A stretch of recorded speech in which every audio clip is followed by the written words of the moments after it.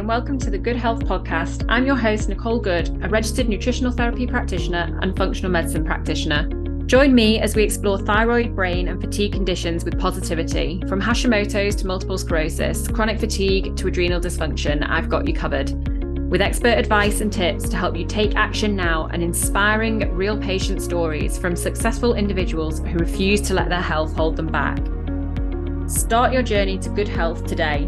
And don't forget to come and join the conversation on Instagram at good_health. That's GOODE. Or visit my website at nicolegoodhealth.com to find out more. Welcome to today's episode of the Good Health Podcast. So I often get asked about why I subspecialized into thyroid, brain, and adrenals. So I'm an autoimmune specialist and I work with people with all sorts of different autoimmune disorders. I also studied neuroscience at university and have a neurological autoimmune condition myself. So specializing into the brain was a little bit of a no-brainer. The more I practiced in functional medicine, the more I found links to other areas cropping up time and time again.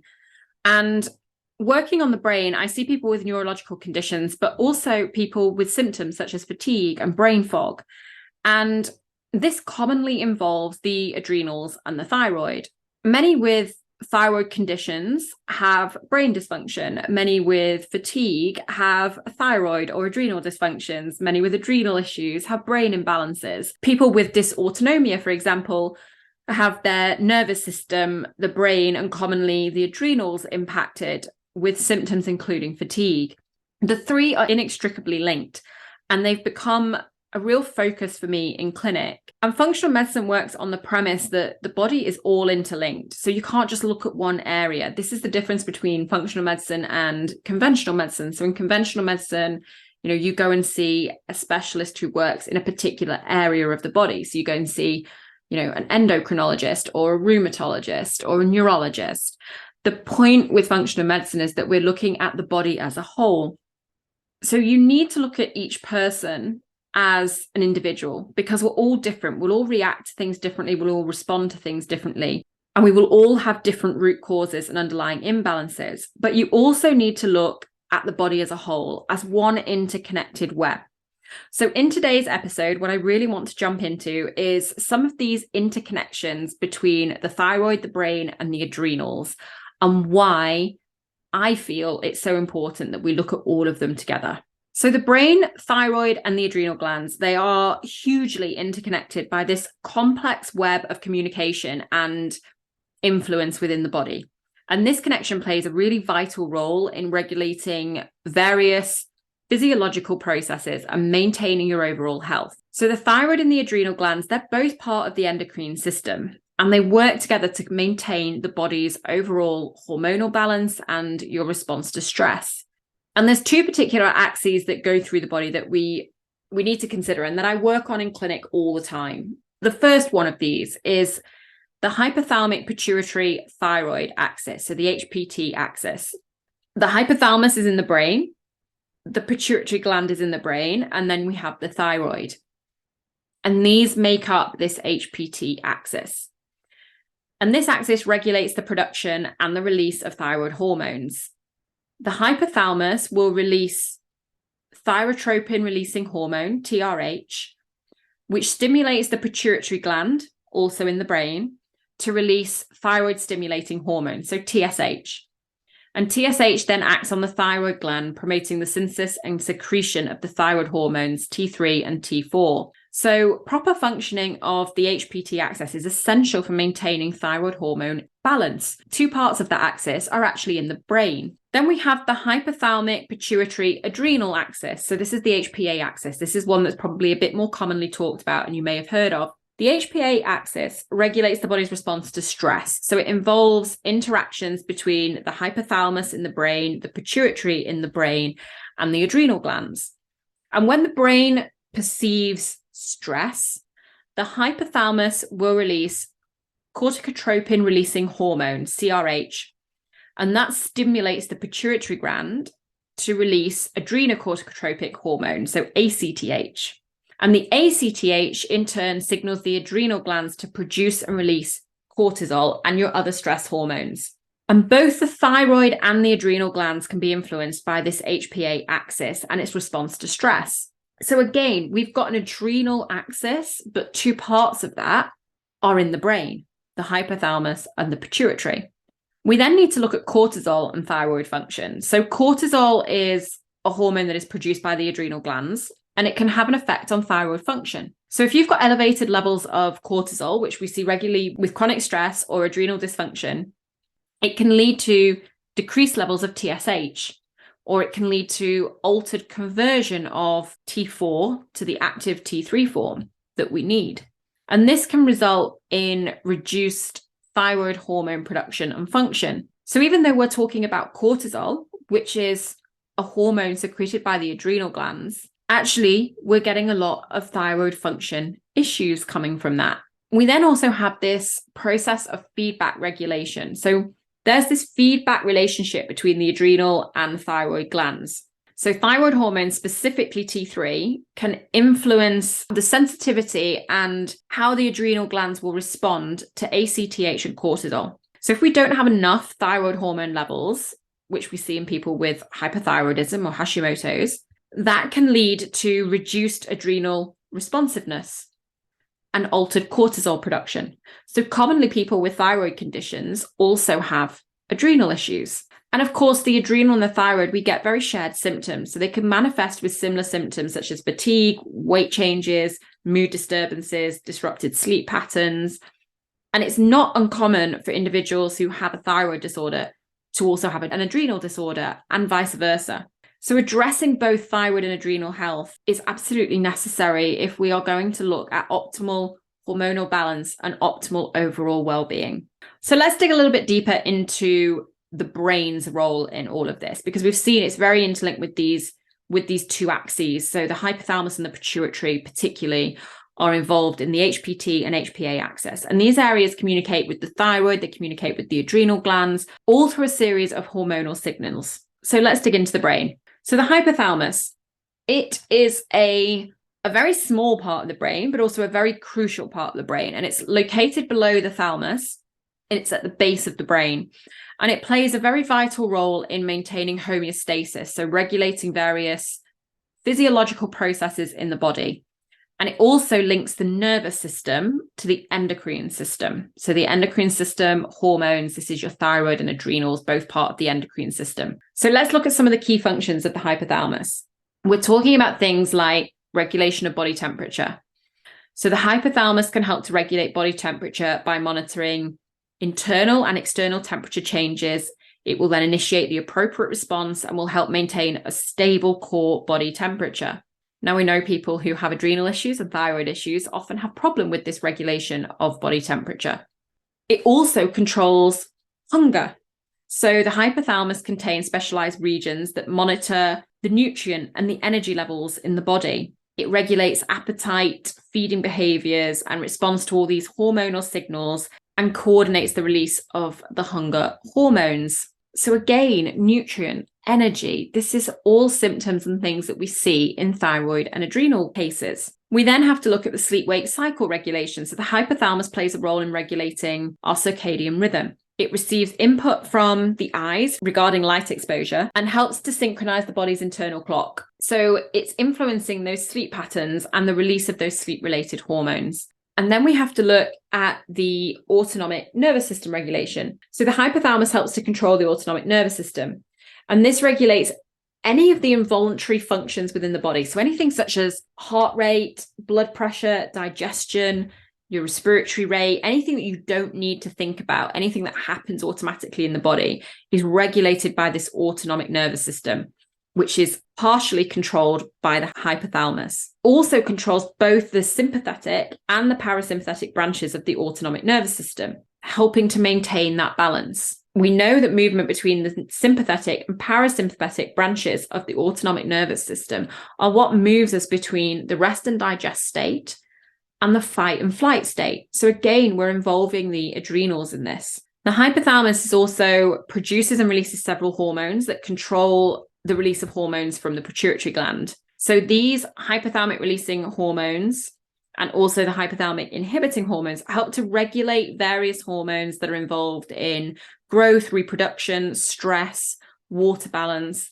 all of these things, all things again, which are impacted by thyroid and adrenals. The hypothalamus also helps with emotional and behavioral regulation. So it plays a role in the expression and regulation of emotions and is therefore involved in the stress response. And it can also be involved in the water and electrolyte balance. So we know that some people with thyroid maybe have issues with electrolyte balance, but also it regulates our thirst and the release of the antidiuretic hormone ADH to maintain proper fluid balance. So all of these functions highlight how critical a role the hypothalamus has in maintaining complete balance and homeostasis within our body. And it helps to coordinate various physiological processes in the body. It works in very close connection to other areas of the brain and very close connection with the endocrine system. All of this is done through hormones. And this all helps to ensure the body's overall well-being and proper functioning. And of course, it's specifically linked to the thyroid and the adrenals. So the hypothalamus releases thyrotropin-releasing hormone, TRH. This stimulates the pituitary gland to produce thyroid-stimulating hormone, TSH, and adrenocorticotropic hormone, ACTH. The TSH, in turn, acts on the thyroid gland to release the thyroid hormones, T3 and T4, while ACTH stimulates the adrenal glands to produce the cortisol and other stress-related hormones. So you can see TSH, which for those of you who have got a thyroid issue listening to this, you'll be very familiar with TSH. It's the marker that is regularly measured by the NHS to check your thyroid function. It's not actually a thyroid hormone, it's a brain hormone. So you can see how interlinked the thyroid and the brain are. As for adrenals, we're digging into that hypothalamic-pituitary-adrenal axis, so the HPA axis. When the brain perceives stress, the hypothalamus will release corticotropin-releasing hormones, the CRH, and signal that pituitary gland to release the adrenocorticotropic hormone, ACTH, which in turn is going to stimulate those adrenal glands to produce cortisol. So it's playing a really crucial role in your body's stress response and maintaining balance. All of that is linked between the hypothalamus and the brain and the thyroid and the adrenals. But then also in there, we've got this pituitary gland. So let's have a look at the pituitary gland. It's often referred to as the master gland. It's actually a small pea-sized gland that's located at the base of the brain, just below the hypothalamus. And it consists of two parts, the anterior pituitary and the posterior pituitary. And each part's got different functions and connections to other glands in the body. So let's have a look at some of the key functions of the pituitary gland and its links with thyroid and adrenal glands. So we have to consider hormone secretion. So the pituitary gland secretes various hormones that regulate and control the activity of other endocrine glands in the body, of which we know the thyroid and adrenal are. So the anterior pituitary produces and releases several hormones, including growth hormone, prolactin, adrenocorticotropic hormone, thyroid stimulating hormone, follicle stimulating hormone, and so many more. So we've got sex hormones in there, thyroid hormones in there, adrenal hormones, and the posterior pituitary stores and releases two hormones that are produced by the hypothalamus, so oxytocin and the antidiuretic hormone. So it's very heavily linked in with your hormone secretion. Then the pituitary is also specifically linked to the thyroid gland. They've got an extremely close relationship. So through TSH, the hypothalamus will release TRH, which will stimulate the anterior pituitary to release TSH. All of that is happening in the brain. So even though we're talking thyroid here, it's all currently going on in the brain. The TSH will then act on the thyroid gland. So now we're bringing the thyroid gland into this. And this will promote the production and release of the thyroid hormones, T3, T4. And it will also help regulate the feedback loop between thyroid function and maintaining proper levels of thyroid hormones in the body. And then we have to look at the pituitary with the adrenal function. So the pituitary gland also influences your adrenal glands through the production of the ACTH. So the outer layer of the adrenal glands is called the adrenal cortex. That's what produces the cortisol, which is the stress hormone that you've probably all heard of. Cortisol plays a role in regulating your body's response to stress. So it helps maintaining blood sugar. It helps modulate immune responses. It's got so many roles within the body. And in response to signals from the hypothalamus, the pituitary will secrete this ACTH and stimulate the adrenal gland to release the cortisol and other steroid hormones. And again, we have this feedback loop. So the pituitary gland receives feedback from target organs and glands to regulate hormone secretion. So, for example, the levels of thyroid hormones and cortisol in the bloodstream can influence the production and release of TSH and ACTH. It's almost like your body will be reporting back to say that it needs more or that it can stop releasing a hormone. So your body reports back to the brain, to the pituitary within the brain on this feedback loop. And this system helps to maintain hormonal balance. So it's really important to note that the connections and the interconnections between the pituitary, the thyroid, the adrenal, they're really complex. They involve multiple feedback loops, lots of regulatory mechanisms. But dysfunctions or imbalances in these systems can lead to disorders such as hypothyroidism, Hashimoto's, hyperthyroidism, adrenal insufficiency, Cushing's syndrome, as well as things like adrenal dysfunction and burnout. So you can see how heavily linked the hypothalamus and the pituitary are to the thyroid and the adrenals. But what about other areas of the brain? Because it's not just the hypothalamus and the pituitary that are involved here. So the thyroid is also really interconnected with the cerebellum in the brain. And this is because cerebellum degeneration is actually really common in people who have Hashimoto's. So Hashimoto's thyroiditis is an autoimmune hypothyroid disorder. And it's characterized by inflammation of the thyroid gland, which leads to this hypothyroidism, so this underactive thyroid. And there's been a really distinct link discovered between Hashimoto's and cerebellar degeneration. Now, cerebellar degeneration refers to the loss of function and structure in the cerebellum, which is a part of the brain that is responsible for coordinating voluntary movements. It's also responsible for your balance, for your posture, for motor learning. So all really important things. And in the context of Hashimoto's, cerebellar degeneration is thought to be an autoimmune mediated process. So this is where the immune system will mistakenly attack and damage the cerebellum. And this is another reason why it's really important to properly manage and balance your thyroid, but also if you have Hashimoto's, that or Graves, that underlying autoimmune processes that are also going on in the body. So the exact mechanism that links this Hashimoto's and cerebellar degeneration is not really yet fully understood. However, we believe it's linked to autoantibodies. Specifically, we're looking at anti-TG6 thyroglobulin and anti-GAD, which is glutamic acid decarboxylase. And it's thought that these antibodies may play a role in targeting the cerebellum. So these are antibodies which are also found in other autoimmune conditions, and they can cause inflammation and damage to the cells and tissues. And that's what's happening with the cerebellum. So symptoms that we often see in the cerebellum degeneration, which is associated with this Hashimoto's, this hypothyroid, can vary from person to person, but we might see things like ataxia. So this is common of cerebellar degeneration, and it refers to a lack of coordination, lack of balance.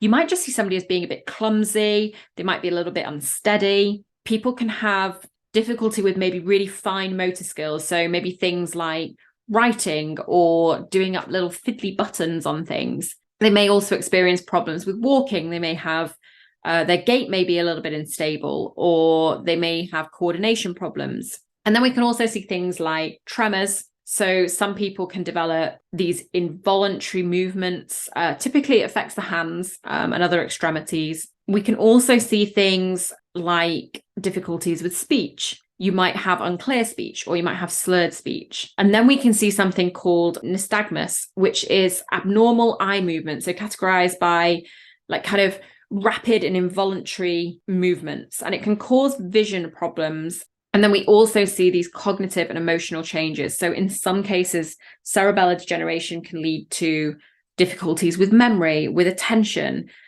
with some executive functions. And individuals may experience emotional changes such as depression and anxiety and mood swings. So while it's important to note that not all people with Hashimoto's will develop cerebellum degeneration, if you know thyroid disorders, if you know Hashimoto's, if you know about these things, you can probably recognize some of these symptoms.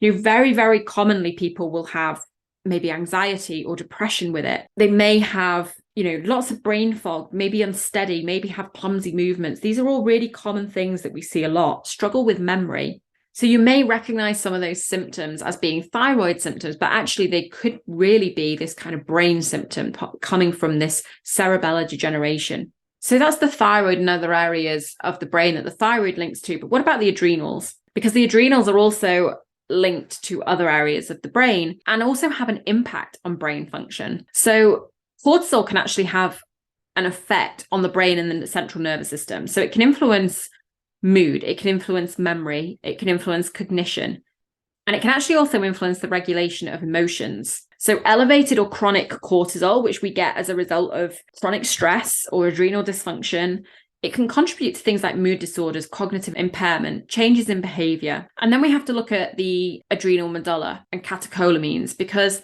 the inner layer of the adrenal glands, which is known as the adrenal medulla, it produces these catecholamines. And these include things like adrenaline and noradrenaline. And these hormones are involved in the body's fight or flight response, which prepares the body for action when there's this, a perceived threat. And catecholamines can also have an effect on brain function because they cause this increased alertness, this heightened sensory perception, increased heart rate, increased blood pressure. So all the things to get you ready for your fight and flight response, to get you out of danger. And that is having an impact on the brain. So that's kind of all the interconnections between, or some of the interconnections between the brain, the adrenals, and the thyroid, if you've got adrenal dysfunction or if you've got thyroid dysfunction. But what about if you've been diagnosed with a neurological condition? So instead of a thyroid one or adrenal one, maybe you've been diagnosed with something neurological. And people commonly sort of think that actually this way round it's more unlikely. So they can kind of maybe see the links between thyroid and adrenal. They can see that, if you had a thyroid condition, maybe it would impact your adrenals, and likewise the other way around. But people generally don't see the interconnections between having a neurological disease and the impact of that on your thyroid and adrenals. So let's take a look at a few examples. So disruption of the HPA axis. We know that in neurological conditions that affect the hypothalamus and pituitary gland, it can disrupt the normal regulation of HPA axis. That's the same HPA axis that plays that crucial role in coordinating the body's stress response and cortisol production. So if the neurological condition causes dysfunction in the hypothalamus or pituitary, it can lead to abnormal cortisol levels and adrenal dysfunction. So you could be diagnosed with a neurological disorder, but actually have dysfunction of the adrenals as well. We then get neurological conditions that affect the hypothalamus or the pituitary gland that can disrupt the normal regulation of the thyroid hormones. So these areas of the brain that impact and are involved in the adrenals and the thyroid can also be impacted by various neurological conditions. We then want to look at the autonomic nervous system dysregulation. So neurological conditions that involve the autonomic nervous system, they can impact adrenal function. So the autonomic nervous system controls those involuntary functions, including the regulation of the adrenal glands. So conditions like autonomic neuropathy or dysautonomia, they can disrupt the normal signaling between the brain and the adrenals, and they can lead to these abnormalities in adrenal hormone production and release. So again, you can be diagnosed with a neurological condition, something like a dysautonomia, and there's various different dysautonomias, things like POTS, orthostatic intolerance, and these can lead to an imbalance in the adrenals. So you might get diagnosed with dysautonomia, but you may actually need to also work on your adrenal glands. Then we have to look at things like brain lesions. So certain neurological conditions, such as multiple sclerosis, for example, these can directly affect the hypothalamus or the pituitary gland, which are involved in regulating this adrenal function and the thyroid function, if the lesions are formed in these areas. And these abnormalities can disrupt normal communication between the brain and the adrenals and the brain and the thyroid. So we can see adrenal dysfunction, we can see thyroid dysfunction. So it really depends on where those lesions are in the brain with a condition like multiple sclerosis as to what else will be impacted within the body. And then we need to look at autoimmune mechanisms. So some neurological conditions have an autoimmune component. And this is where the immune system is mistakenly attacking its body's own tissues. So again, at multiple sclerosis. And we also know that we have autoimmune thyroid conditions. So Hashimoto's thyroiditis, Graves' disease. And these can be associated with certain neurological conditions. So we know things like multiple sclerosis and myasthenia gravis are actually quite relatively heavily associated with the autoimmune thyroid disorders, so the Hashimoto's and the Graves'.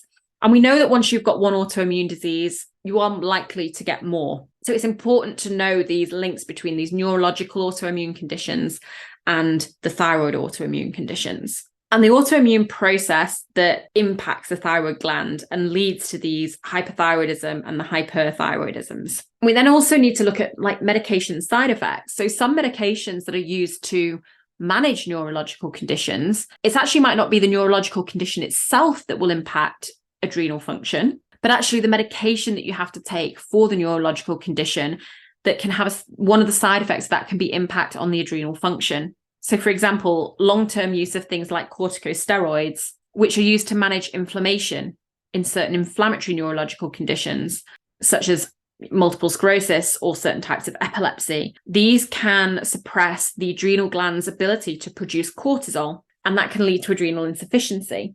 Other medications can impact thyroid function. And then we have the stress and psychological factors. So, neurological conditions in themselves are associated with increased stress and psychological burden. So it's known that when people have heart or brain related conditions, that actually anxiety, not necessarily from the condition, but just around having those conditions is quite likely. And that's because subconsciously we know that actually, we need our heart and brain. They're pretty vital organs. We know we need them. So there is a known increased stress factor when we have conditions that are neurological. And this chronic stress impacts the HPA axis, it impacts the HPT axis, as we've already discussed, and therefore adrenal and thyroid function. And if we've got any of that prolonged activation to stress response, which if you're diagnosed with a neurological condition, you likely will have, it can lead to this dysregulation of the cortisol production, which can lead to this adrenal dysfunction, and it can lead to this disruption of thyroid hormones. And then we have to consider finally the impact of metabolism and energy balance. So in these neurological conditions that affect the central nervous system, that can have indirect effects on your metabolism and energy balance, and that can influence your thyroid function. And we know that energy and fatigue is a big symptom of the thyroid conditions. So when we take a functional medicine approach to our bodies, you can see how I couldn't possibly work on the brain without working on the thyroid and the adrenals as well. And likewise, I couldn't work on the thyroid without looking at the brain and the adrenals, or the adrenals without looking at the thyroid and the brain. The three are so inextricably linked, and it's really important that we take that full body approach. Now, none of the information here should be taken as medical advice, and you should always seek help from a professional if you're concerned about any symptoms. However, addressing the connection between the brain, the thyroid, and the adrenals often actually requires a holistic approach. We can do things like promoting stress management techniques. We can optimize nutrition, ensure that you're getting adequate sleep. We can address underlying imbalances through really targeted interventions, as well as looking at the actual diagnoses that you have. So looking at if you have a thyroid disorder, an adrenal dysfunction, or a neurological condition. And through the use of functional medicine and nutritional medicine and lifestyle modifications, it's possible to support your health and well-being of all of these interconnected systems. And it's really important that we understand and we nurture this connection. It's really crucial for achieving optimal brain function, thyroid health, and adrenal balance. So if you do have one of these conditions, if you have a thyroid dysfunction, an adrenal dysfunction, or a neurological condition, it's really important that you're asking yourself, have you actually looked at the other parts of these interconnections? If you've been diagnosed with a neurological disease, have you actually considered the impact on your thyroid and your adrenals? If you've got a thyroid condition, have you looked at the adrenals and the brain? It's really important that we take a holistic approach. And that is how we see the really positive impact and benefits in your health when we're working with these conditions.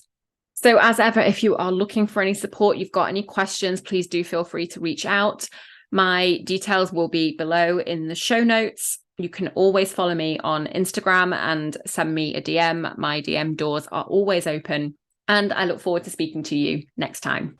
I hope you enjoyed this episode of the Good Health Podcast. Do share the episode with anyone who you think it may benefit or who may enjoy it. And help me spread the word by rating the episode or leaving a review.